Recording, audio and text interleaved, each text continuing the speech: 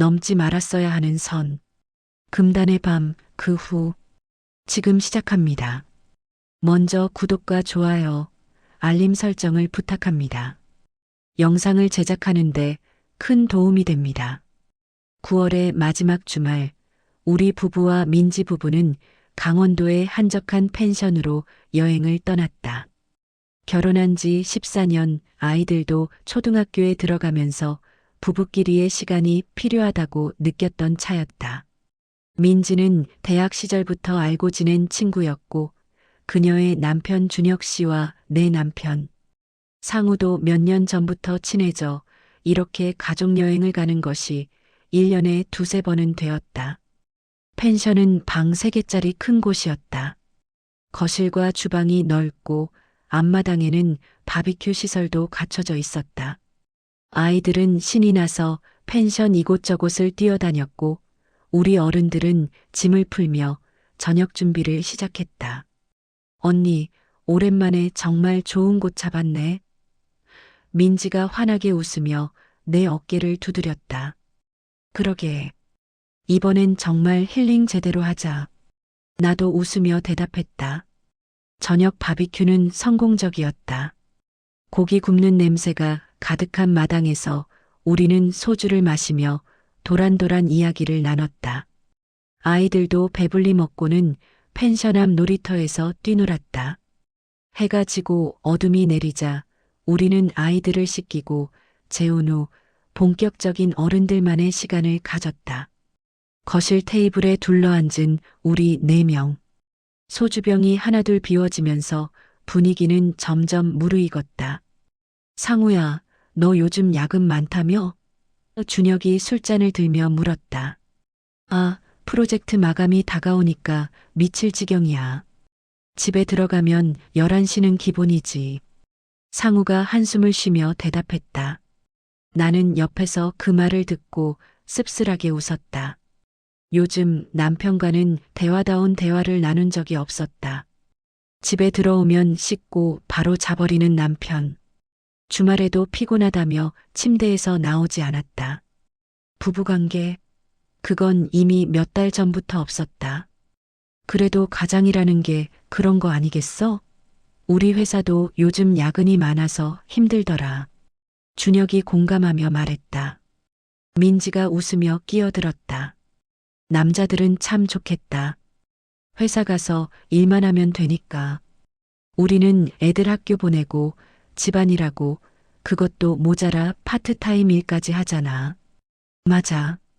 요즘은 정말 나 혼자 다 하는 기분이야. 내가 호응했다. 술은 계속 들어갔다. 처음엔 소주 한두 잔으로 시작했지만 어느새 병이 여러 개 비워졌다. 평소에 술을 잘 마시지 않는 나였지만 그날은 왠지 모르게 계속 마시고 싶었다. 쌓였던 스트레스가 술과 함께 풀리는 기분이었다. 새벽 1시가 넘어서야 우리는 술자리를 마쳤다. 모두 취기가 올라 비틀거리며 각자의 방으로 향했다. 민지 부부는 왼쪽 끝 방으로, 우리 부부는 오른쪽 끝 방으로 들어갔다. 가운데 빈 방은 그냥 놔뒀다. 침대에 누운 순간 세상이 빙글빙글 돌았다. 상우는 옷도 제대로 벗지 않고 침대에 쓰러지듯 누웠다. 그리고 5분도 안 돼서 코를 골기 시작했다. 휴! 나는 한숨을 쉬며 천장을 바라봤다. 남편의 코 고는 소리는 점점 커졌다. 평소에도 심한 편이었지만 술을 마신 날은 더 심했다. 드르렁, 드르렁, 꾸우. 소리가 방 안을 가득 채웠다. 잠을 이룰 수가 없었다. 1시간을 뒤척이다가 나는 결국 침대에서 일어났다. 조용한 곳에서 자야겠다는 생각에 가운데 빈 방으로 향했다.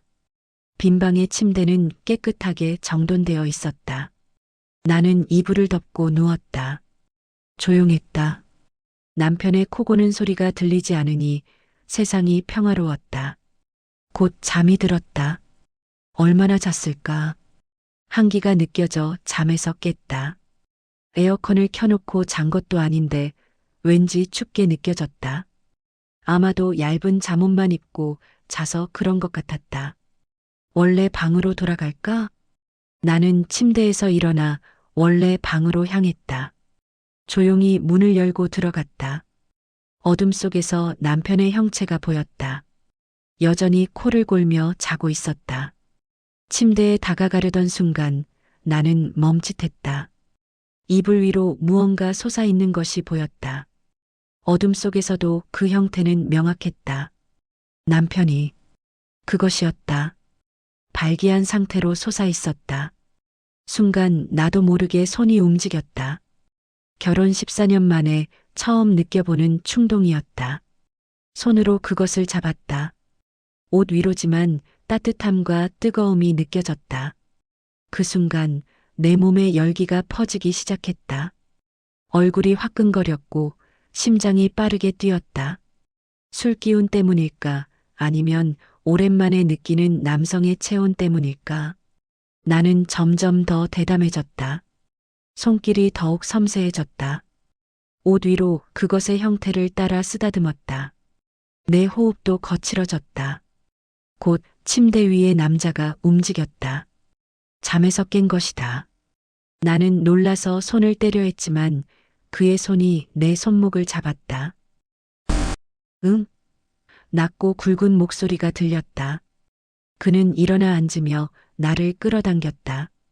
그리고 아무 말 없이 나를 안았다. 강하고 따뜻한 포옹이었다. 당신, 나는 작은 목소리로 속삭였다. 대답은 없었다. 대신 그의 손이 내 등을 따라 천천히 움직였다. 허리 라인을 타고 옆구리를 지나 다시 등으로. 섬세하고 부드러운 손길이었다. 이상했다. 평소 상우의 스킨십과는 달랐다. 더 세심하고 더 느리고 더 격정적이었다. 마치 내 몸의 모든 곡선을 기억하려는 듯한 손길. 나도 모르게 그의 품에 더 깊이 안겼다. 그의 가슴에 얼굴을 묻었다. 낯익은 듯 하면서도 낯선 향기가 났다. 그의 손이 내 얼굴을 감싸 안았다. 어둠 속에서 우리의 얼굴이 가까워졌다. 입술이 닿았다. 부드럽고 따뜻한 입맞춤. 키스는 점점 깊어졌다. 혀가 엉키고 숨소리가 거칠어졌다. 그의 손은 내 몸 구석구석을 탐험했다. 목덜미, 어깨, 가슴, 배, 허벅지. 나는 온몸에 전율이 일었다. 결혼 후 14년 동안 이런 느낌은 처음이었다. 마치 신혼 때, 아니, 그보다 더 강렬한 감정이 밀려왔다. 옷이 하나씩 벗겨졌다. 그의 옷도, 내 옷도. 어둠 속에서 우리는 서로를 느꼈다. 피부와 피부가 맞닿았고 체온이 섞였다. 침대에 누웠다. 그가 내 위로 올라왔다. 무게감이 느껴졌지만 불편하지 않았다. 오히려 안정감이 들었다. 정말, 정말 좋아. 그가 속삭였다. 나도 그의 등을 껴안으며 대답했다. 나도 좋아. 그렇게 우리는 하나가 되었다. 천천히 조심스럽게 시작된 움직임은 점점 격렬해졌다. 침대가 삐걱거렸고 우리의 숨소리가 방 안을 채웠다. 시간이 얼마나 흘렀을까. 나는 정신을 잃을 것만 같은 쾌감에 휩싸였다. 이런 느낌은 처음이었다. 정말 처음이었다. 그도 한계에 다다른 것 같았다. 숨소리가 더욱 거칠어졌고 움직임이 빨라졌다. 그리고 그 순간 민지야, 민지야, 미칠 것 같아. 세상이 멈췄다. 민지라고? 내 이름이 아니었다. 민지, 내 친구, 내 가장 친한 친구의 이름. 나는 순간 얼어붙었다. 모든 감각이 사라지고 차가운 현실만이 남았다. 뭐라고? 나는 그를 밀어냈다. 그리고 급히 옆에 놓여있던 휴대폰을 집어들었다. 손이 떨렸다. 플래시를 켜서 그의 얼굴을 비췄다. 그 순간 나는 숨이 멎는 줄 알았다. 그곳에 있는 사람은 상우가 아니었다. 준혁이었다. 민지의 남편 준혁. 으악. 나는 비명을 지르려 했지만 목소리가 나오지 않았다. 입만 벌린 채 그 자리에 굳어버렸다. 준혁도 불빛에 놀라 눈을 떴다. 그리고 나를 보는 순간 그의 얼굴도 창백해졌다. 수진 씨? 우리는 서로를 바라보며 말을 잇지 못했다. 방금 전까지의 모든 것이 주마등처럼 스쳐 지나갔다. 나는 방금 준혁과 손이 떨렸다. 다리에 힘이 풀렸다. 숨을 쉴 수가 없었다. 이게 무슨... 준혁이 더듬거리며 말했다. 나는 급히 옷을 주워 입기 시작했다. 손이 떨려서 단추를 제대로 끼울 수도 없었다. 눈물이 쏟아졌다. 어떻게... 나는 중얼거렸다. 준혁도 황급히 옷을 입었다. 수진 씨, 진정하세요. 우리, 진정하라고? 나는 소리쳤다. 이게 진정할 상황이야? 쉿. 준혁이 손가락을 입에 댔다. 애들께 맞았다. 아이들이 자고 있었다. 그리고 민지와 상우도. 현실이 무겁게 내려앉았다. 우리가 무슨 짓을 한 거지? 방금 무슨 일이 벌어진 거지? 나 원래 방으로 돌아가려고 했어. 상우 코 고는 소리 때문에 빈 방에서 자다가. 그런데 나는 떨리는 목소리로 설명하려 했다. 나도 민지가 먼저 자서 나왔어. 담배 피우려고. 그러다가 빈 방에서 자기로 하고. 술을 너무 많이 마셔서. 준혁도 변명했다. 우리는 서로를 바라봤다. 어둠 속에서 같은 방으로 들어왔고 서로를 배우자로 착각했던 것이다. 어떡하지? 민지한테 어떻게 말해? 나는 무너져 내렸다. 준혁이 다가와 내 어깨를 잡았다. 수진 씨, 아무한테도 말하면 안 돼요. 절대로. 하지만 우리 가정이 다 깨져요. 아이들 생각해야죠. 준혁의 목소리는 절박했다. 나는 고개를 숙였다. 눈물이 바닥에 떨어졌다. 준혁이 말을 이었다. 이건 사고였어요. 그냥 불행한 사고. 술을 너무 많이 마셨고, 어두웠고, 서로 착각했고, 그게 다예요. 사고? 나는 웃음이 나왔다. 비참한 웃음. 이게 그냥 사고라고? 달리 뭐라고 불러야 해요? 준혁도 괴로운 표정이었다. 침묵이 흘렀다. 길고 무거운 침묵. 원래 방으로 돌아가요. 아무 일도 없었던 것처럼. 준혁이 말했다. 나는 고개를 끄덕였다. 그 외에 다른 방법이 있을까? 준혁은 먼저 방을 나갔다. 나는 잠시 후 따라 나왔다. 복도는 조용했다. 아무도 깨지 않았다. 나는 원래 방으로 돌아갔다. 상우는 여전히 코를 골며 자고 있었다. 아무것도 모르고 아무것도 눈치채지 못하고 나는 침대 한쪽에 조용히 누웠다. 눈을 감았지만 잠이 올 리 없었다. 방금의 일들이 계속 머릿속을 맴돌았다. 준혁의 손길, 준혁의 입맞춤, 준혁과의. 안 돼. 나는 작게 중얼거렸다. 하지만 부정할 수 없었다. 그 순간 나는 행복했다. 14년 만에 처음으로 여자로서 살아있음을 느꼈다. 그리고 그게 가장 무서운 일이었다. 다음 날 아침 나는 눈이 퉁퉁 부은 채로 일어났다. 거의 잠을 못 잤다. 머릿속은 온통 어젯밤 일로 가득했다. 엄마, 일어났어? 큰아이 준서가 방문을 벅벅 두드렸다. 잠깐만. 나는 급히 일어나 문을 열었다. 엄마, 우리 밖에서 놀아도 돼? 작은아이 지우도 함께 있었다. 그래, 조심해서 놀아.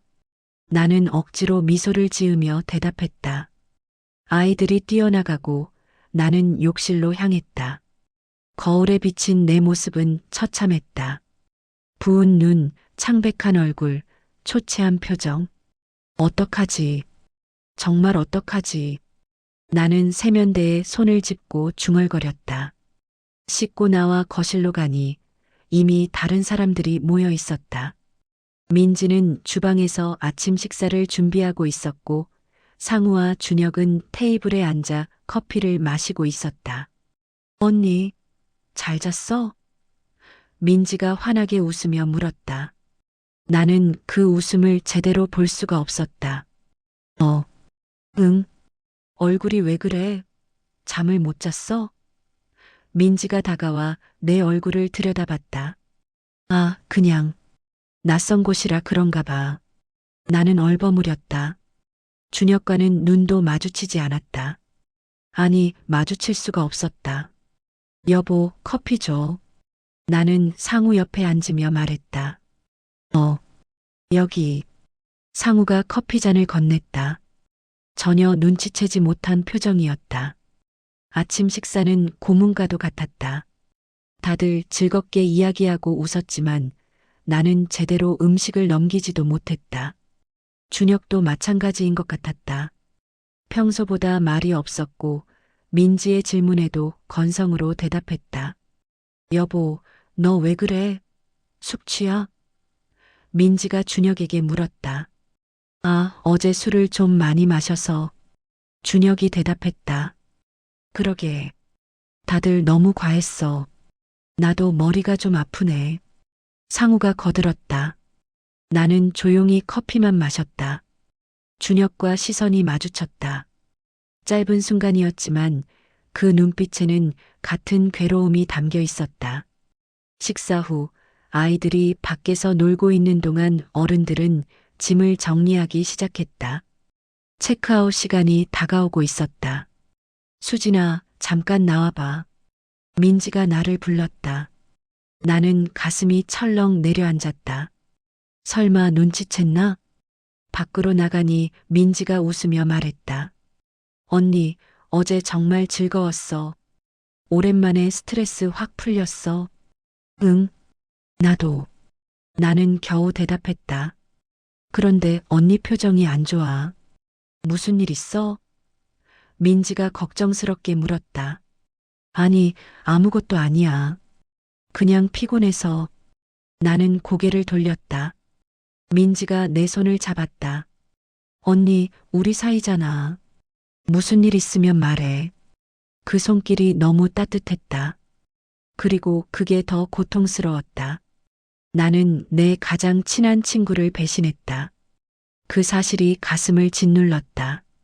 정말 아무것도 아니야. 걱정 마. 나는 억지로 미소를 지었다. 펜션을 나서는 길, 나는 한 번도 뒤돌아보지 않았다. 그곳에서의 일은 잊어야 했다. 영원히 잊어버려야 했다. 차 안에서 상우가 물었다. 여보, 괜찮아? 얼굴색이 안 좋네. 응, 괜찮아. 그냥 좀 피곤해. 나는 창밖을 바라보며 대답했다. 집으로 돌아가는 내내 나는 어젯밤 일을 떠올렸다. 잊으려고 해도 잊혀지지 않았다. 준혁의 손길, 그의 체온, 그의 속삭임. 아니야. 잊어야 돼. 절대로 다시 생각하면 안 돼. 하지만 마음은 그렇게 쉽게 통제되지 않았다. 펜션에서 돌아온 후 일주일이 지났다. 나는 최대한 일상에 집중하려 노력했다.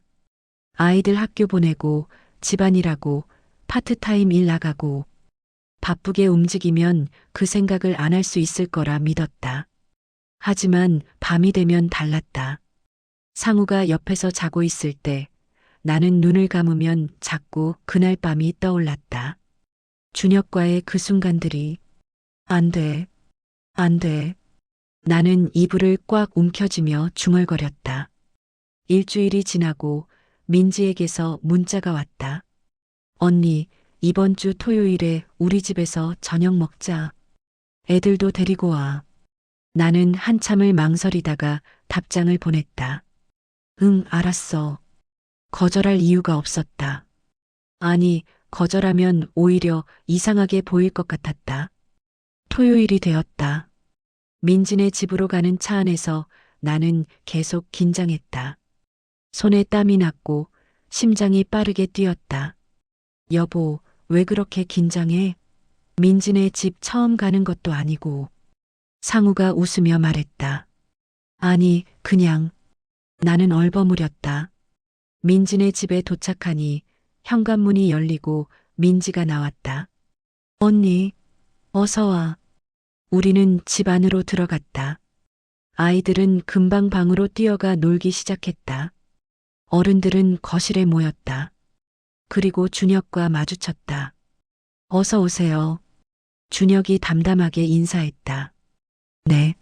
나는 고개만 살짝 숙였다. 저녁 식사 준비를 도우며 나는 민지와 부엌에 있었다. 민지는 계속 행복한 표정으로 이야기했다. 언니, 요즘 우리 남편이 정말 좋아. 갑자기 더 살갑고 다정해진 것 같아. 내 손이 멈췄다. 그래. 응. 스킨십도 많아지고 표현도 더 자주 하고 20대로 돌아간 것 같아. 민지가 웃으며 말했다.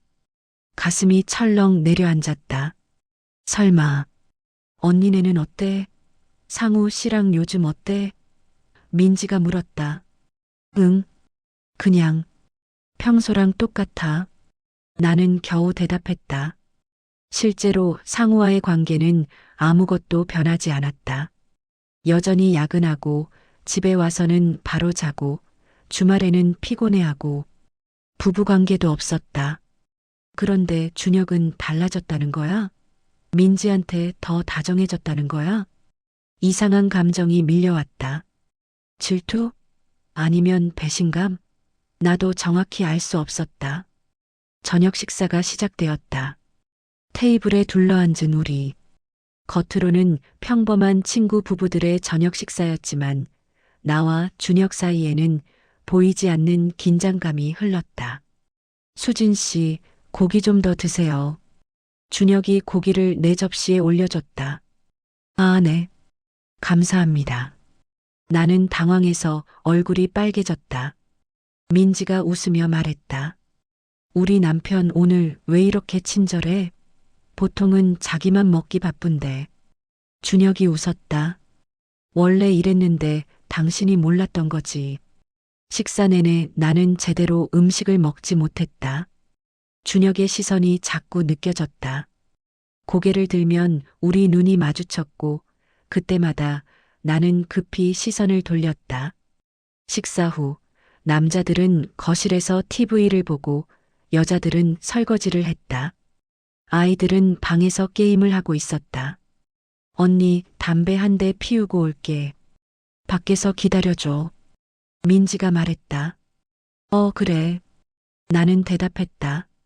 민지가 밖으로 나가고 나는 베란다에서 바람을 쐬고 있었다.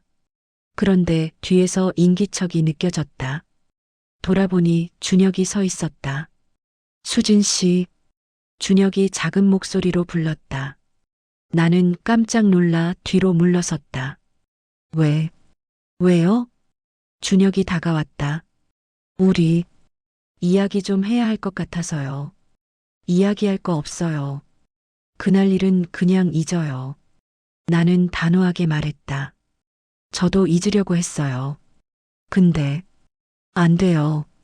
준혁의 목소리가 떨렸다. 나는 그를 똑바로 쳐다봤다.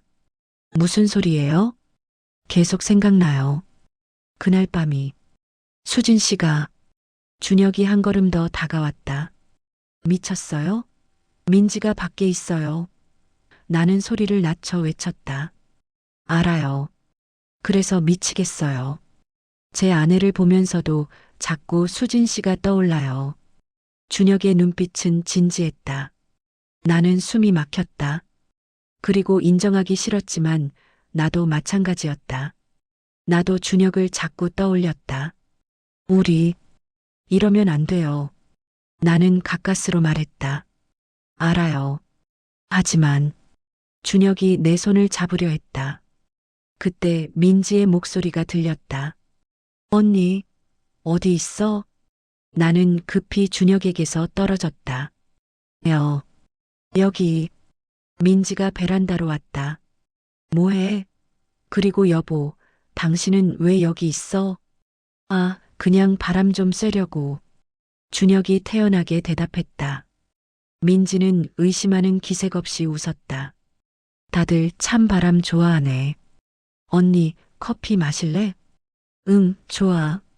나는 급히 안으로 들어갔다.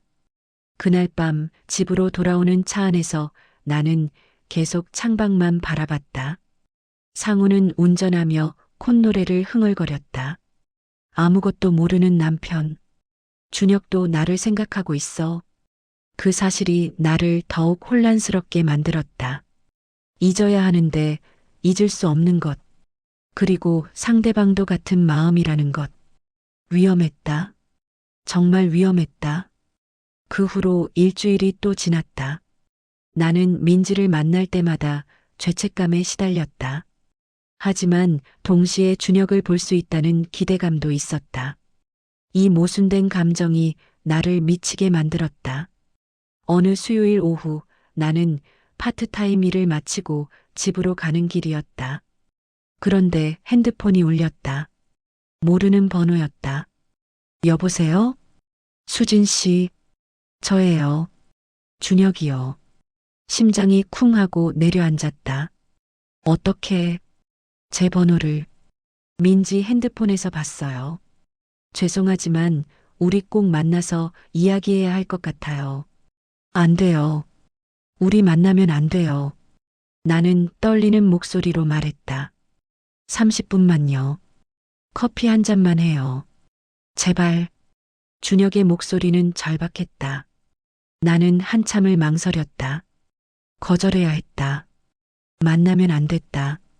하지만 어디서요? 홍대 근처에 조용한 카페 알아요. 주소 보낼게요. 전화를 끊고 나서 나는 한참을 그 자리에 서 있었다. 이러면 안 되는 걸 알았다. 하지만 발걸음은 이미 그곳으로 향하고 있었다. 카페에 도착하니 준혁이 이미 와 있었다. 구석자리에 앉아 나를 기다리고 있었다. 수진 씨, 준혁이 일어서며 인사했다. 빨리 끝내요. 우리 이러면 안 돼요. 나는 앉으며 말했다. 준혁이 커피 2잔을 주문했다. 우리는 잠시 침묵 속에 앉아 있었다. 그날 이후로 정신이 없어요. 준혁이 먼저 말을 꺼냈다. 저도요. 나는 솔직하게 대답했다. 민지를 볼 때마다 죄책감이 들어요. 하지만 동시에 수진 씨 생각이 나요. 준혁의 눈빛은 괴로워 보였다. 우린 실수했어요. 술을 많이 마셨고, 어두웠고, 서로 착각했고, 그게 다예요. 나는 그날 밤 준혁이 했던 말을 그대로 반복했다. 정말 그게 다였을까요? 준혁이 나를 똑바로 바라봤다. 무슨 뜻이에요? 나는 시선을 피했다. 저는 그날 밤이 단순한 실수가 아니었던 것 같아요. 수진 씨와 함께한 그 시간이 제 인생에서 가장 행복한 순간이었어요. 나는 숨이 막혔다. 그리고 부정하고 싶었지만 나도 같은 마음이었다. 준혁 씨, 우린 결혼했어요. 가정이 있어요. 아이들이 있어요. 나는 떨리는 목소리로 말했다. 알아요. 하지만 제 결혼 생활이 행복한 척하면서 가짜로 살아가는 거라면 그게 맞는 건가요? 준혁이 물었다. 상우 씨는 어떠세요? 행복하세요? 나는 대답할 수 없었다. 상우와의 결혼 생활은 이미 오래전부터 식어버렸다. 우리는 그저 아이들을 위해 세상의 시선을 위해 함께 사는 동거인에 불과했다. 저도 행복하지 않아요. 나는 작게 대답했다. 준혁이 내 손을 잡았다. 그렇다면 우리 안 돼요. 나는 손을 뿌리쳤다. 우리가 행복하지 않다고 해서 이게 정당화되는 건 아니에요. 민지를 생각해요. 내 가장 친한 친구예요. 내가 어떻게 눈물이 흘러내렸다. 준혁도 고통스러운 표정을 지었다. 미안해요. 제가 너무 이기적이었네요. 준혁이 말했다. 우리 이제 그만 만나요. 정말로 그만. 나는 자리에서 일어났다. 수진 씨, 준혁이 나를 잡으려 했지만 나는 돌아보지 않고 카페를 나왔다. 밖으로 나온 나는 한참을 걸었다. 눈물이 계속 흘렀다. 길을 지나가는 사람들이 나를 쳐다봤지만 신경 쓰지 않았다. 집에 돌아와 나는 화장실에 들어가 찬물로 얼굴을 씻었다. 거울에 비친 내 모습은 비참했다. 이러면 안 되는데, 이러면 안 되는데. 나는 계속 중얼거렸다. 그날 밤 상우가 늦게 들어왔다. 여전히 야근이었다. 피곤해 죽겠네. 먼저 잘게. 상우는 인사도 제대로 하지 않고 침실로 들어갔다. 나는 거실 소파에 앉아 멍하니 TV를 바라봤다. 화면에 무엇이 나오는지도 몰랐다. 핸드폰이 진동했다. 준혁에게서 온 문자였다. 오늘 만나줘서 고맙습니다. 수진 씨 말이 맞아요. 우리 이러면 안 되죠. 앞으로 조심하겠습니다. 하지만 한 가지만 기억해 주세요. 제게 그날 밤은 실수가 아니었어요. 나는 한참을 그 문자를 바라보다가 삭제 버튼을 눌렀다. 하지만 그 내용은 이미 내 마음속 깊이 새겨져 있었다. 그로부터 한 달이 지났다. 나는 최대한 민지와 준혁을 피했다. 민지의 전화도 적당히 받고 만나자는 제안도 핑계를 대며 거절했다. 하지만 피할 수만은 없었다. 아이들 학교 행사가 있었고 우리 네 가족이 모두 참석해야 했다. 언니, 오랜만이다.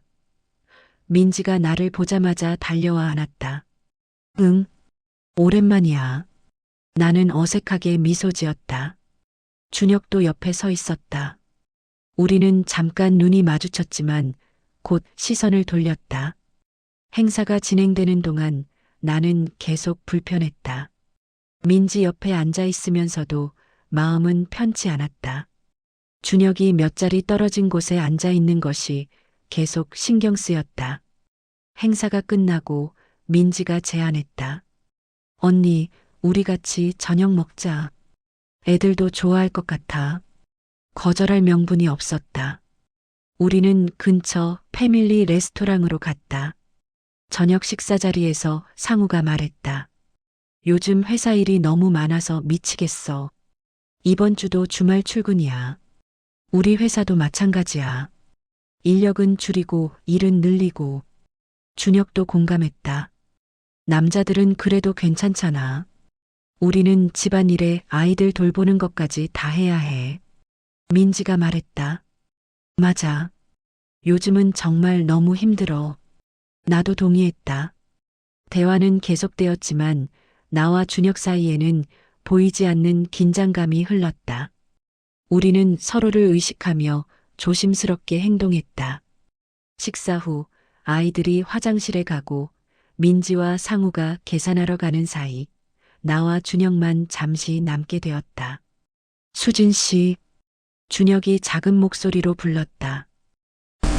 네. 나는 대답했다. 잘 지내요? 준혁이 물었다. 그냥 그래요.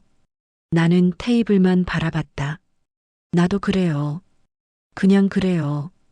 준혁의 목소리에 쓸쓸함이 묻어났다.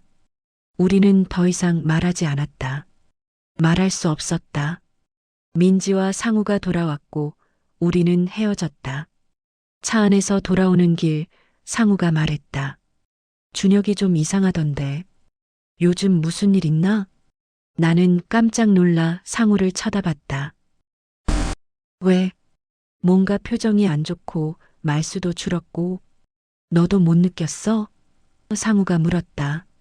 아, 그랬나? 나는 몰랐는데. 나는 얼버무렸다. 민지한테 물어봐야 하나?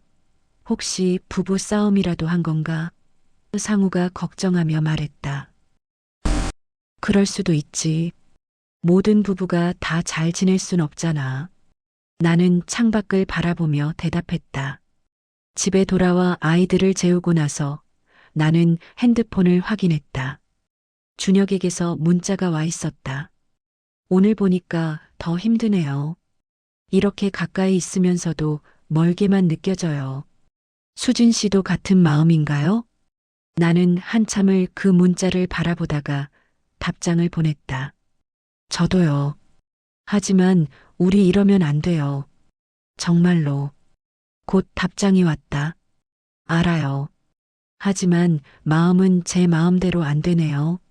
나는 더 이상 답장하지 않았다. 답장하면 끝이 없을 것 같았다.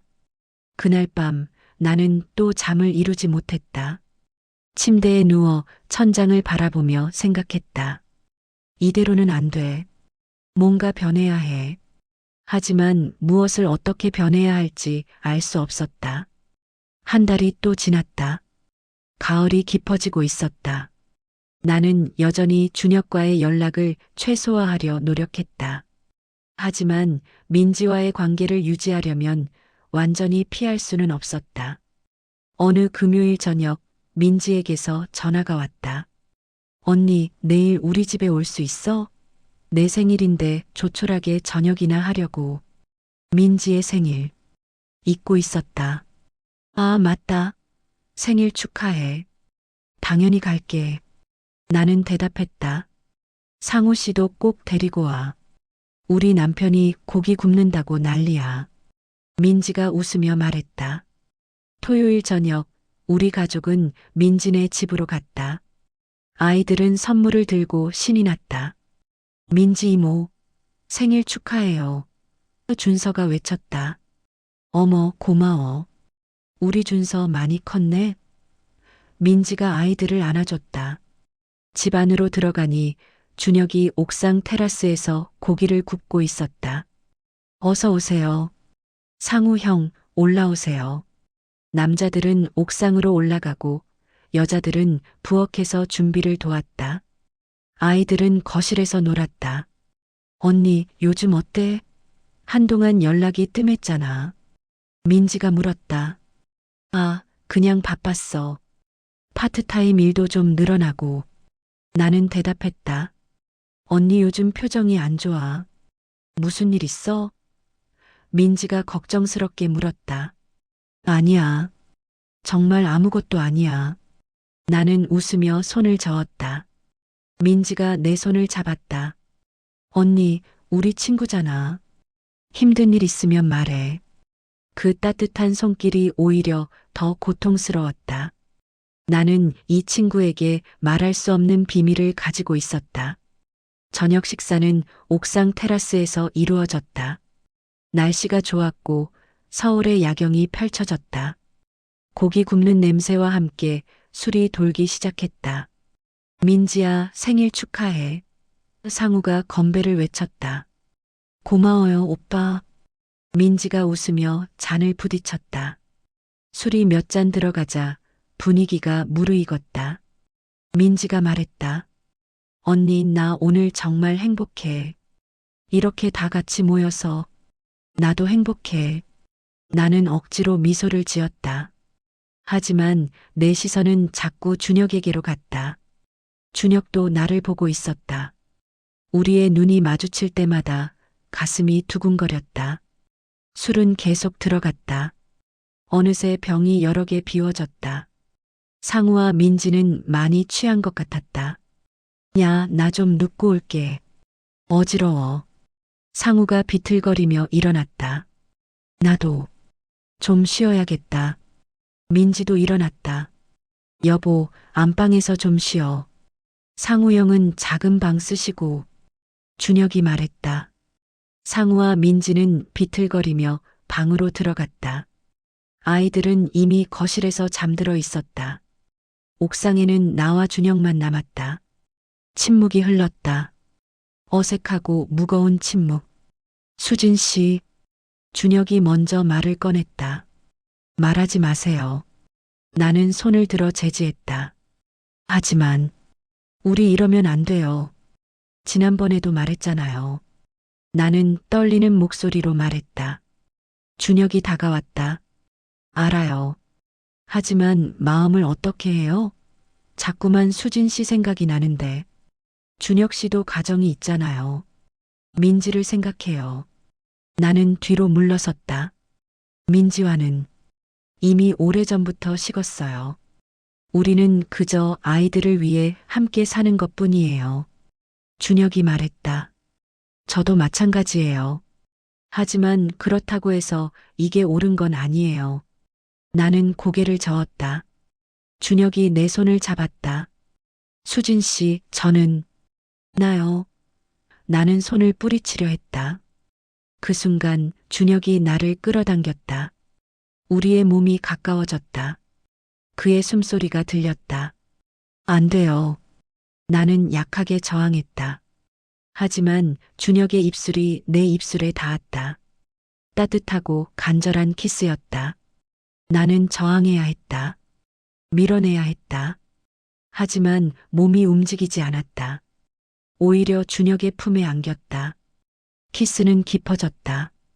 우리는 서로를 껴안았다. 옥상의 차가운 바람도 느껴지지 않았다. 수진 씨, 정말 보고 싶었어요. 준혁이 내 귀에 속삭였다. 나도. 나는 그의 가슴에 얼굴을 묻었다. 우리는 옥상 구석의 작은 창고로 들어갔다. 어둡고 좁은 공간이었지만 상관없었다. 준혁이 나를 벽에 기대게 하고 다시 키스했다. 손이 내 몸을 탐험하기 시작했다. 나도 준혁의 등을 끌어안았다. 이러면 안 되는데. 나는 중얼거렸다. 알아요. 하지만 멈출 수가 없어요. 준혁이 대답했다. 옷이 벗겨지기 시작했다. 우리는 서로를 원했다. 그날 밤 펜션에서의 그 감정이 다시 살아났다. 수진 씨, 정말 아름다워요. 준혁이 속삭였다. 나는 대답하지 않았다. 대신 준혁을 더 꽉 껴안았다. 그렇게 우리는 또다시 선을 넘었다. 이번에는 실수가 아니었다. 우리 둘 다 알고 있었다. 이것은 선택이었다. 한참 후 우리는 옷을 주워 입었다. 아무 말도 하지 않았다. 무슨 말을 해야 할지 몰랐다. 우리 이제 어떡하죠? 내가 먼저 물었다. 준혁은 한참을 침묵하다가 대답했다. 모르겠어요. 하지만 한 가지는 확실해요. 이제 돌아갈 수 없을 것 같아요. 나는 고개를 숙였다. 준혁의 말이 맞았다. 우리는 이미 돌이킬 수 없는 강을 건넜다. 옥상에서 내려오니 아이들은 여전히 거실에서 자고 있었다. 상우와 민지도 방에서 자고 있을 것이다. 집에 갈게요. 나는 작은 목소리로 말했다. 상우 형은 그냥 여기서 재우고 내일 깨면 연락드릴게요. 준혁이 말했다. 나는 고개를 끄덕이고 아이들을 깨워 집으로 돌아갔다. 택시 안에서 나는 창밖을 바라봤다. 눈물이 흘렀지만 이상하게 후회는 되지 않았다. 나는 정말 나쁜 사람이야. 하지만 그 생각마저도 희미했다. 지금 내 머릿속에는 준혁과의 그 순간들만 가득했다. 그날 이후 나와 준혁의 관계는 완전히 바뀌었다. 우리는 비밀리에 만나기 시작했다. 처음에는 일주일에 한 번, 그 다음은 일주일에 2번, 나중에는 거의 매일 연락을 주고받았다. 오늘 시간 되세요? 이 시에 홍대에서 봐요. 못 기다리겠어요. 문자를 주고받을 때마다 심장이 빨리 뛰었다. 죄책감보다는 설렘이 더 컸다. 우리는 주로 조용한 카페나 호텔에서 만났다. 사람들 눈을 피해 모자를 쓰고 선글라스를 끼고. 이렇게 숨어 다니는 거 괜찮아요? 어느 날 내가 물었다. 괜찮아요. 수진 씨와 함께라면. 준혁이 내 손을 잡으며 대답했다. 우리의 만남은 점점 대담해졌다. 낮에 호텔에서 시간을 보내고 저녁에는 각자의 집으로 돌아갔다. 여보, 오늘 왜 이렇게 늦어? 상우가 물으면 친구 만나고 왔어. 시간 가는 줄 몰랐네. 나는 자연스럽게 거짓말했다. 거짓말이 점점 익숙해졌다. 처음에는 죄책감이 들었지만 이제는 아무렇지 않았다. 민지도 의심하지 않았다. 언니, 요즘 표정이 좋아졌네? 무슨 좋은 일 있어? 아, 그냥 기분이 좋아서. 나는 웃으며 대답했다. 준혁도 마찬가지였다. 그는 민지에게 야근이 늘었다고 거짓말하고 나와 시간을 보냈다. 여보, 요즘 왜 이렇게 야근이 많아? 민지가 물으면 프로젝트 마감이 다가와서. 조금만 참아줘. 준혁이 대답했다. 우리는 완벽한 이중 생활을 하고 있었다. 어느 날 호텔 침대에 누워 우리는 이야기를 나눴다. 이거 언제까지 할 수 있을까요? 내가 물었다. 모르겠어요. 하지만 지금은 생각하고 싶지 않아요. 준혁이 내 머리를 쓰다듬으며 말했다. 우리 들키면 어떡해요? 나는 걱정스러웠다. 조심하면 돼요. 우리 지금까지 잘해왔잖아요. 준혁이 자신 있게 말했다. 하지만 마음 한구석에서는 불안감이 자라고 있었다. 이런 관계가 오래갈 수 없다는 것을 알고 있었다. 석 달이 지났다. 우리의 관계는 여전히 비밀이었고 아무도 눈치채지 못했다. 하지만 변화는 조금씩 일어나고 있었다. 상우가 어느 날 말했다. 여보, 요즘 좀 이상해. 뭐가? 나는 놀라서 물었다. 뭔가 달라진 것 같아. 예전보다 밝아졌어. 좋은 일 있어? 상우가 물었다. 아니, 그냥 운동 시작해서 그런가 봐. 나는 얼버무렸다. 민지도 비슷한 말을 했다. 우리 남편 요즘 이상해. 전화 올 때마다 황급히 밖으로 나가고 핸드폰도 항상 얼굴로 잠금 풀고 내 심장이 철렁 내려앉았다. 그래. 응. 뭔가 숨기는 것 같은데. 설마 바람 피우는 건 아니겠지? 민지가 웃으며 말했지만 그 웃음에는 불안이 섞여 있었다. 설마, 준혁 씨가? 나는 억지로 웃었다. 그러게. 우리 남편이 그럴 리 없는데. 민지가 고개를 저었다. 그 순간 나는 엄청난 죄책감을 느꼈다. 내 가장 친한 친구가 남편의 바람을 의심하고 있었고 그 상대가 바로 나였다. 이러면 안 되는데. 정말 안 되는데. 하지만 준혁을 만나면 그런 생각은 다 사라졌다. 그와 함께 있을 때는 세상에 우리 둘만 있는 것 같았다. 수진 씨 사랑해요. 준혁이 어느 날 말했다. 나는 그 말에 멈칫했다. 사랑? 이게 사랑인가? 나도 사랑해요. 나는 대답했다. 하지만 그 말을 하면서도 확신이 서지 않았다. 이것이 사랑인지 아니면 단순히 일상에서 벗어나고 싶은 도피인지. 6개월이 지났다. 우리의 비밀 관계는 여전히 유지되고 있었다. 하지만 균열은 조금씩 생기고 있었다. 먼저 변한 것은 나였다. 집에서 상우와 함께 있을 때 나는 점점 더 짜증이 났다. 여보, 저녁 뭐 먹을까? 상우가 물으면 알아서 먹어. 나 피곤해. 나는 퉁명스럽게 대답했다. 왜 그래? 요즘 너 왜 이렇게 예민해? 상우가 의아해했다. 예민한 게 아니라 당신이 신경 안 쓰는 거잖아. 나는 소리쳤다. 부부 싸움이 잦아졌다. 사소한 일로 다투고 서로에게 상처 주는 말을 했다. 당신이랑은 대화가 안 돼. 상우가 소리쳤다. 처음부터 대화가 됐던 적이 있었어? 나는 비웃었다. 아이들은 우리의 싸움을 보며 불안해했다. 하지만 나는 멈출 수 없었다. 준혁도 비슷했다. 민지와의 관계가 악화되고 있었다. 언니, 요즘 우리 사이 이상하지 않아? 민지가 어느 날 나에게 털어놨다. 무슨 일인데? 나는 조심스럽게 물었다. 남편이 집에만 있으면 짜증내고 아무 이유 없이 화내고 예전에는 안 그랬는데. 민지의 목소리에 슬픔이 묻어났다. 그냥 회사 스트레스 아닐까? 나는 변명했다. 그게 아닌 것 같아. 뭔가 다른 것 같아.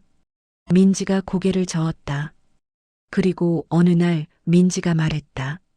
언니, 나 남편 의심하고 있어. 뭘? 나는 깜짝 놀랐다.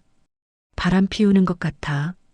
핸드폰은 절대 안 보여주고 늦게 들어오는 날이 많고 향수 냄새도 나고 민지의 눈에 눈물이 고였다. 나는 숨이 막혔다. 설마. 확신은 없어. 하지만 여자의 직감이라는 게 있잖아. 뭔가 이상해. 민지가 눈물을 닦았다. 민지야. 나는 민지를 안아줬다. 하지만 내 가슴은 찢어지는 것 같았다. 내가 무슨 짓을 하고 있는 거지. 그날 밤 나는 준혁에게 문자를 보냈다. 민지가 눈치챈 것 같아요. 우리 이제 그만해야 할 것 같아요. 곧 답장이 왔다. 만나서 이야기해요. 제발. 다음 날 우리는 호텔에서 만났다. 하지만 이번에는 침대가 아닌 소파에 앉았다. 민지가 당신을 의심하고 있어요. 내가 말했다. 알아요. 요즘 저를 계속 지켜보고 있어요. 준혁이 한숨을 쉬었다. 우리 이제 그만해야 해요. 들키기 전에 나는 단호하게 말했다. 그만하고 싶어요? 준혁이 나를 똑바로 쳐다봤다. 당연하죠. 이러면 안 되잖아요. 나는 시선을 피했다. 정말로? 준혁이 내 턱을 들어 올렸다. 정말로 그만하고 싶어요? 나는 대답할 수 없었다. 그만해야 한다는 건 알지만 그만하고 싶지 않았다. 수진 씨, 나는 당신을 사랑해요. 진심으로. 준혁이 말했다. 사랑. 나는 쓴웃음을 지었다. 이게 사랑인가요? 우리가 하는 게, 그럼 뭔데요? 단순히 육체적인 관계라고 생각해요? 준혁이 반문했다. 모르겠어요. 이제 아무것도 모르겠어요. 나는 고개를 저었다. 준혁이 나를 끌어안았다. 조금만 더 시간을 줘요. 우리 방법을 찾을 거예요. 무슨 방법? 나는 물었다. 이혼. 준혁이 조용히 말했다. 나는 깜짝 놀라 준혁을 밀어냈다. 뭐라고요? 나는 민지와 이혼하고 당신도 상우형과 이혼하고 우리 함께 살아요. 준혁이 진지하게 말했다. 미쳤어요? 나는 소리쳤다. 아이들은 어떡하고 주변 사람들은 우리 부모님들은 다 감당할 수 있어요. 우리가 행복한 게 중요하잖아요. 준혁이 말했다. 행복? 나는 웃음이 나왔다. 이게 행복인가요? 거짓말하고 숨고 죄책감 느끼면서 적어도 지금은 당신과 함께 있을 때 행복해요. 준혁이 대답했다. 나는 한참을 아무 말도 하지 못했다. 준혁의 제안은 현실성이 없었다. 우리가 이혼한다고 해도 그 과정에서 얼마나 많은 사람이 상처받을지. 저는 아직 준비가 안 됐어요. 나는 작게 말했다. 그럼 준비될 때까지 기다릴게요. 준혁이 내 손을 잡았다. 우리는 그날도 결국 관계를 이어갔다. 끊으려고 만났지만 끊지 못했다. 하지만 그날 이후로 무언가 달라지기 시작했다. 전처럼 편하지 않았고 전처럼 행복하지 않았다. 그리고 드디어 그날이 왔다. 어느 목요일 오후 나는 준혁과 호텔에 있었다. 평소처럼 만나서 시간을 보내고 있었다. 오늘 몇 시까지 시간 돼요? 준혁이 물었다. 5시까지는 괜찮아요. 아이들 학원 끝나는 시간이 6시여서 나는 대답했다. 우리는 침대에 누워 TV를 보고 있었다. 준혁의 핸드폰이 울렸다. 민지네. 준혁이 전화를 받지 않았다. 받아야 하는 거 아니에요? 내가 물었다. 나중에 하면 돼요. 준혁이 핸드폰을 옆으로 치웠다. 하지만 전화는 계속 왔다. 한 번, 두 번, 세 번. 뭔가 급한 것 같은데. 나는 불안해졌다. 준혁이 결국 전화를 받았다. 여보, 왜? 핸드폰 너머로 민지의 목소리가 들렸다. 하지만 내용은 들리지 않았다. 어디냐고? 회사에 있지. 왜? 준혁이 대답했다. 민지가 뭐라고 말했다. 준혁의 얼굴이 창백해졌다. 알았어. 지금 갈게. 준혁이 전화를 끊었다. 무슨 일이에요? 내가 물었다. 민지가 우리 집으로 오라고 해요. 지금 당장. 준혁의 목소리가 떨렸다. 왜요? 나는 불길한 예감이 들었다. 모르겠어요. 하지만 목소리가 이상했어요. 준혁이 급히 옷을 입기 시작했다. 설마. 나도 일어났다. 우리는 급히 호텔을 나왔다. 준혁은 자기 집으로 가고 나는 내 집으로 가기로 했다. 나중에 연락할게요. 준혁이 말하고 택시에 탔다. 나도 택시를 잡아 타고 집으로 향했다. 가슴이 계속 두근거렸다. 설마 들킨 건 아니겠지? 아니야, 그럴 리 없어. 집에 도착해 문을 열었다. 그런데 거실에 상우가 앉아 있었다. 왜 벌써 왔어? 나는 놀라서 물었다. 상우가 나를 쳐다봤다. 그의 얼굴에는 분노가 가득했다. 어디 갔다 와? 상우가 낮은 목소리로 물었다. 친구 만나고. 나는 더듬거렸다. 어느 친구? 상우가 다그쳤다. 그냥 대학 동기. 나는 거짓말을 이어갔다. 거짓말하지 마. 상우가 소리쳤다. 나는 깜짝 놀라 뒤로 물러섰다. 상우가 핸드폰을 꺼내 들었다. 이게 뭐야? 화면에는 사진이 있었다. 호텔 로비에서 준혁과 함께 있는 내 모습.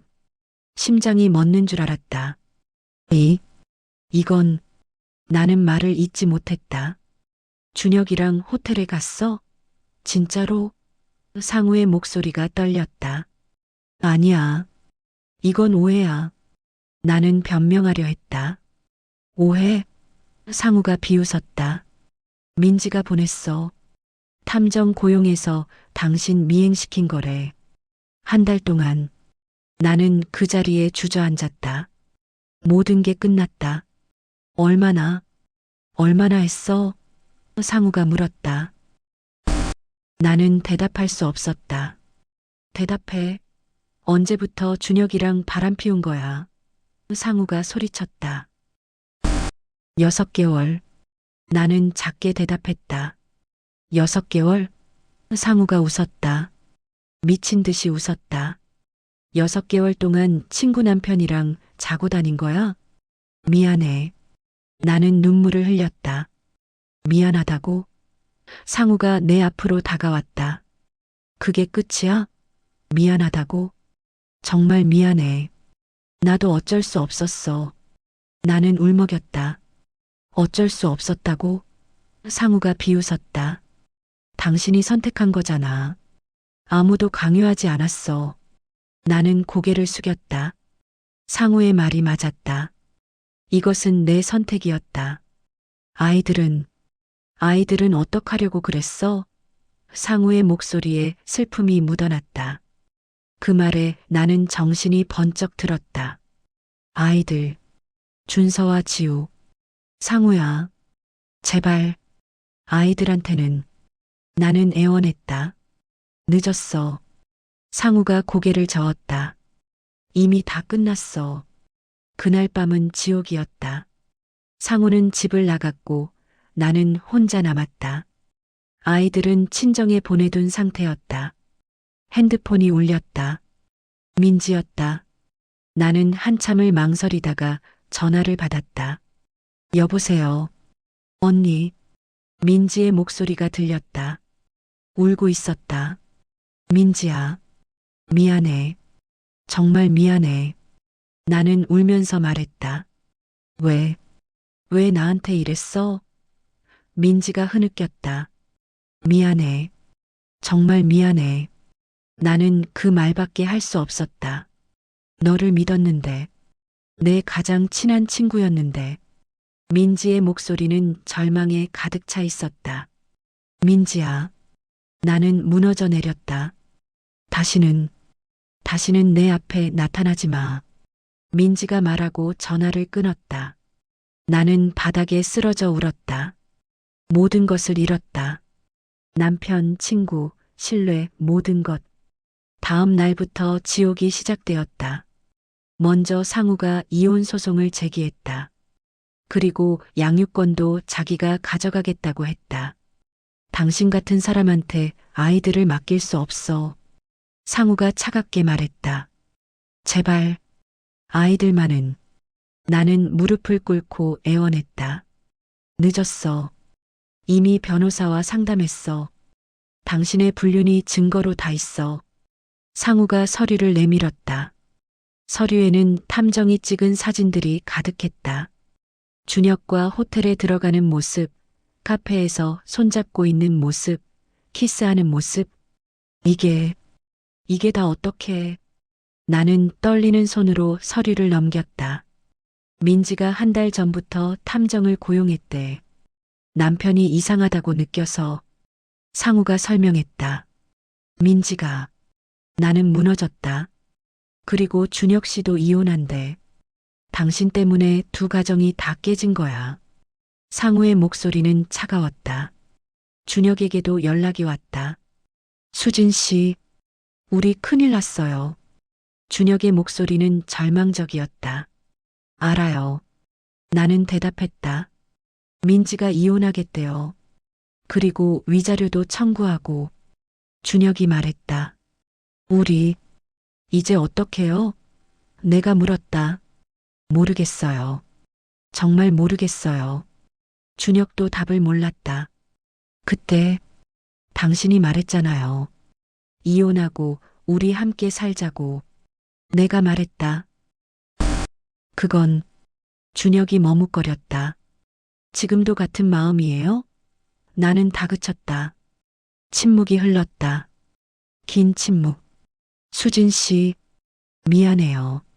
준혁이 작게 말했다. 뭐가 미안해요? 나는 물었다. 나 혼자 감당할 자신이 없어요. 위자료도 내야 하고 양육비도 내야 하고 거기에 수진 씨까지. 준혁의 목소리가 떨렸다. 그러니까 당신도 나를 버리겠다는 거예요? 나는 믿을 수 없었다. 미안해요. 정말 미안해요. 준혁이 반복했다. 사랑한다고 했잖아요. 함께 하자고 했잖아요. 나는 소리쳤다. 미안해요. 준혁은 그 말만 반복했다. 전화가 끊어졌다. 나는 핸드폰을 집어던졌다. 하하. 웃음이 나왔다. 비참한 웃음. 모든 것을 잃었다. 남편도 친구도 연인도 아이들도. 집은 텅 비었다. 아이들은 상우가 데리고 갔고 상우는 집을 나갔다. 나는 혼자 남았다. 며칠 동안 나는 집 밖으로 나가지 않았다. 먹지도 않고 씻지도 않고 그저 침대에 누워 천장만 바라봤다. 핸드폰에는 친정 엄마의 전화가 수없이 와 있었다. 하지만 받을 수 없었다. 엄마한테 뭐라고 말해야 할지 몰랐다. 일주일 후 엄마가 집으로 찾아왔다. 수진아, 문 열어. 엄마가 문을 두드렸다. 나는 비틀거리며 일어나 문을 열었다. 어머, 엄마가 나를 보고 놀랐다. 나는 초췌했고 머리는 헝클어져 있었고 눈은 퉁퉁 부어 있었다. 엄마, 나는 엄마의 품에 안겼다. 울지 마, 울지 마. 엄마가 내 등을 토닥였다. 엄마, 나 잘못했어. 정말 잘못했어. 나는 울었다. 엄마는 한참을 나를 안아주었다. 그리고 조용히 말했다. 이제 어떡할 거니? 모르겠어요. 정말 모르겠어요. 나는 고개를 저었다. 상우가 이혼하겠다며? 엄마가 물었다. 응. 양육권도 자기가 가져가겠대. 나는 대답했다. 아이들은 어떡하니? 엄마의 목소리에 슬픔이 묻어났다. 엄마, 나 나쁜 엄마야. 나쁜 사람이야. 나는 자책했다. 엄마가 내 얼굴을 감싸 안았다. 그래도 넌 내 딸이야. 엄마는 널 버리지 않아. 그 말에 나는 더욱 울었다. 적어도 엄마는 나를 버리지 않았다. 이혼 소송이 시작되었다. 법정에서 상우와 마주쳤다. 피고인의 불륜 사실을 인정합니까? 판사가 물었다. 예. 나는 고개를 숙이며 대답했다. 얼마 동안 불륜 관계를 유지했습니까? 6개월입니다. 나는 작은 목소리로 대답했다. 법정에는 증거 사진들이 제출되었다. 준혁과 함께 있는 모습들. 나는 그 사진들을 차마 볼 수 없었다. 원고는 양육권을 요구하고 있습니다. 피고인의 의견은? 판사가 물었다. 제발 아이들을 볼 수 있게 해주세요. 나는 애원했다. 원고 측 변호사, 의견 있습니까? 예, 판사님. 피고인은 6개월 동안 불륜 관계를 유지하며 가정을 돌보지 않았습니다. 이러한 사람에게 양육권을 줄 수 없습니다. 상우 측 변호사가 말했다. 피고인 측 변호사? 판사님, 피고인은 깊이 반성하고 있습니다. 아이들과의 면접 교섭권이라도 허락해 주시기 바랍니다. 내 변호사가 변론했다. 재판은 몇 차례 진행되었다. 그리고 결국 판결이 나왔다. 원고의 이혼 청구를 인용합니다. 양육권은 원고에게 있으며 피고인은 위자료 5천만 원을 지급해야 합니다. 면접 교섭권은 한 달에 한 번으로 제한합니다. 판결을 듣는 순간 나는 무너졌다. 한 달에 한 번. 내 아이들을 한 달에 한 번만 볼 수 있다는 것이다. 수지는 법정을 나오는 길에 상우와 마주쳤다. 상우야, 제발. 나는 그의 팔을 잡았다. 손때. 상우가 차갑게 말했다. 아이들만이라도. 나는 애원했다. 법원 판결대로 할 거야. 한 달에 한 번, 그 이상은 없어. 상우가 내 손을 뿌리쳤다. 제발. 나는 무릎을 꿇었다. 하지만 상우는 돌아보지 않고 떠났다. 민지와 준혁의 이혼 소송도 비슷하게 진행되었다. 준혁도 양육권을 잃었고 위자료를 물어야 했다. 어느 날 길에서 준혁과 마주쳤다. 우연한 만남이었다. 수진 씨, 준혁이 나를 불렀다. 나는 대답하지 않았다. 미안해요. 그때 준혁이 말하려 했다. 됐어요. 나는 손을 들어 제지했다. 이제 그만해요. 하지만 우리가 사랑했다고 생각했어요. 하지만 그건 착각이었어요. 우리는 그저 일상에서 벗어나고 싶었을 뿐이에요. 나는 차갑게 말했다. 수진 씨, 준혁의 목소리가 떨렸다. 이제 각자의 길을 가요. 다시는 만나지 말아요. 나는 그를 지나쳐 걸어갔다. 뒤돌아보지 않았다. 뒤돌아보면 또 무너질 것 같았다. 1년이 지났다. 나는 작은 원룸에서 혼자 살고 있다. 파트타임 일을 2개 하며 근근히 생활하고 있다. 위자료도 갚아야 하고 생활비도 벌어야 한다. 한 달에 한 번 아이들을 만난다. 그날만을 기다리며 살아간다. 엄마, 준서와 지우가 나를 보면 달려온다. 어머, 우리 아기들. 많이 컸네. 나는 아이들을 안는다. 하지만 시간은 짧다. 2시간. 단 2시간만 함께 할 수 있다. 엄마, 우리 집에 안 와? 지우가 물어본다. 엄마는 일이 많아서. 나는 거짓말한다. 엄마 보고 싶어. 준서가 울먹인다. 엄마도 보고 싶어. 정말 보고 싶어. 나는 아이들을 꼭 안는다. 시간이 되면 상우가 아이들을 데리러 온다. 나와 눈도 마주치지 않는다. 준서, 지우, 가자. 상우가 아이들을 부른다. 엄마, 다음에 또 봐. 아이들이 손을 흔든다. 그래, 다음에 또 보자. 나는 웃으며 손을 흔든다. 하지만 아이들이 떠나고 나면 나는 혼자 운다. 매번 같은 일이지만 매번 울게 된다. 민지와는 완전히 연락이 끊겼다. SNS도 차단당했고 전화도 받지 않는다. 어쩌면 당연한 일이다. 가끔 길에서 민지를 본 적이 있다. 하지만 나는 숨는다. 그녀의 얼굴을 볼 용기가 없다. 준혁도 마찬가지다. 한번 우연히 마주친 후로 다시는 보지 못했다. 아마도 그도 나를 피하는 것 같다. 우리의 분류는 주변 사람들에게 다 알려졌다. 아이들 학교 학부모들도 알고 동네 사람들도 안다. 길을 걸으면 사람들의 수군거림이 들린다. 저 사람이 그 사람이래. 친구 남편이랑 바람 피웠다며? 어떻게 저런 짓을? 나는 고개를 숙이고 빨리 지나친다. 부끄럽고 창피하지만 그게 내가 받아야 할 대가다. 밤이 되면 혼자 있는 시간이 가장 힘들다. 과거가 자꾸 떠오른다. 만약 그날 밤 빈방으로 가지 않았다면, 만약 준혁과 두 번째로 만나지 않았다면, 하지만 만약은 없다. 이미 일어난 일이고 돌이킬 수 없다. 가끔 상우가 생각난다. 비록 사랑은 식었지만 그래도 14년을 함께 산 사람이다. 그 세월이 이렇게 허무하게 끝나버렸다. 준혁도 생각난다.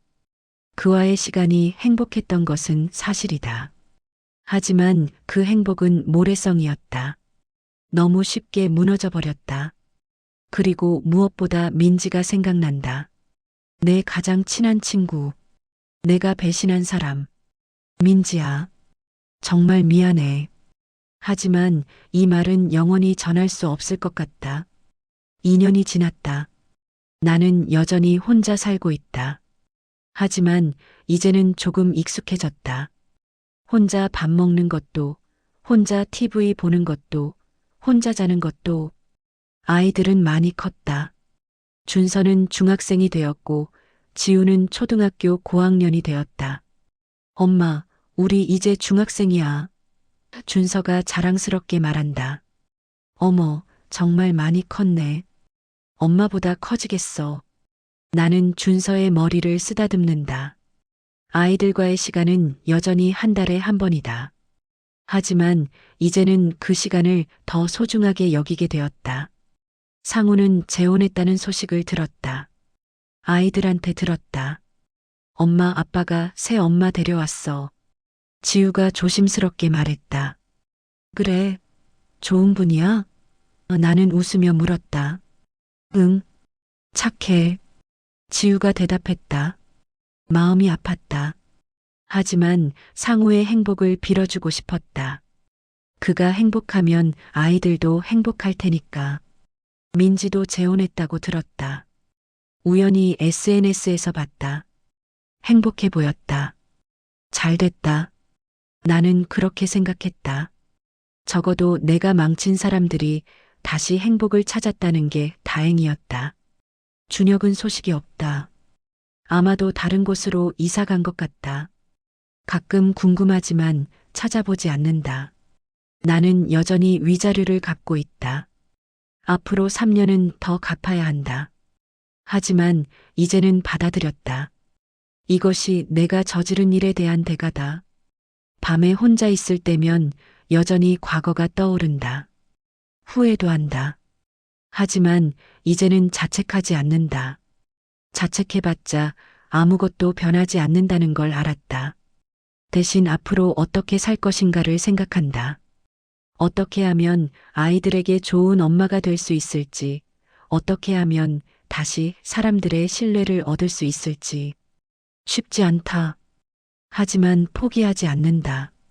어느 날 거울을 보며 나는 스스로에게 말한다. 수진아, 너는 큰 실수를 했어. 돌이킬 수 없는 실수? 하지만 그게 내 전부는 아니야. 너는 여전히 두 아이의 엄마고 누군가의 딸이야. 앞으로 어떻게 사느냐가 더 중요해.